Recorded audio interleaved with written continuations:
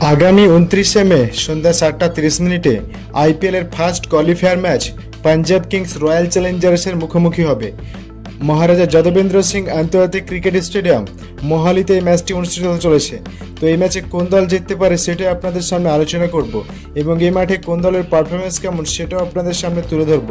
তাই ভিডিওটি সম্পূর্ণ দেখুন, আর ভিডিওটি যদি ভালো লেগে থাকে তাহলে ভিডিওটি লাইক করে চ্যানেলটি সাবস্ক্রাইব করবেন। তো বন্ধুরা, আইপিএল এর 18তম আসরের ফার্স্ট কোয়ালিফায়ার ম্যাচে পাঞ্জাব কিংস ও রয়্যাল চ্যালেঞ্জার ব্যাঙ্গালোর শক্তিশালীভাবে নিজেদের দল গঠন করে শিরোপা জয়ের লক্ষ্যে মাঠে নামছে মহারাজা যদবেন্দ্র সিং আন্তর্জাতিক ক্রিকেট স্টেডিয়াম মাঠে। যদি এই দুই দলের লাস্ট 10 ম্যাচের তুলনা করি তাহলে পাঞ্জাব কিংস এই চণ্ডীগড়ের মাঠে পাঞ্জাব কিংস লাস্ট 9টি ম্যাচ খেলে তারা 33% ম্যাচ জিতেছে এবং এই চণ্ডীগড়ের মাঠে পাঞ্জাব কিংস দলের অ্যাভারেজ স্কোর 163 রানের, হাইস্ট স্কোর 219 রানের এবং লোয়েস্ট স্কোর মাত্র 111 রানের।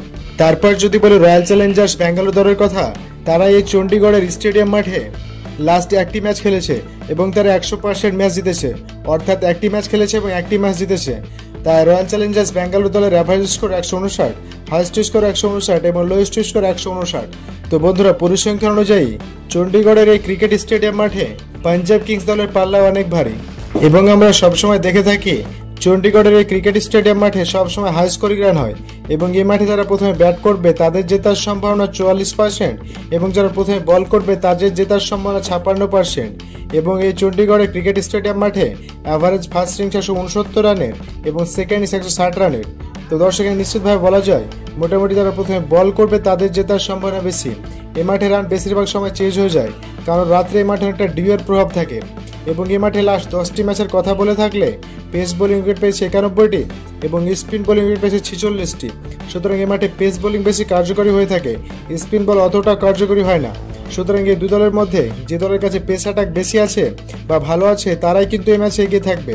দর্শক, যদি হেড টু হেড কথা বলি, লাস্ট 10 ম্যাচে দুই দলের দেখা হয়েছে এবং 5টিতে জয় পেয়েছে পাঞ্জাব কিংস এবং 5টিতে জয় পেয়েছে রয়্যাল চ্যালেঞ্জার্স ব্যাঙ্গালোর। এদিক থেকে পাঞ্জাব কিংস এবং রয়্যাল চ্যালেঞ্জার্স ব্যাঙ্গালোরও দুই দলই প্রায় একই রকম।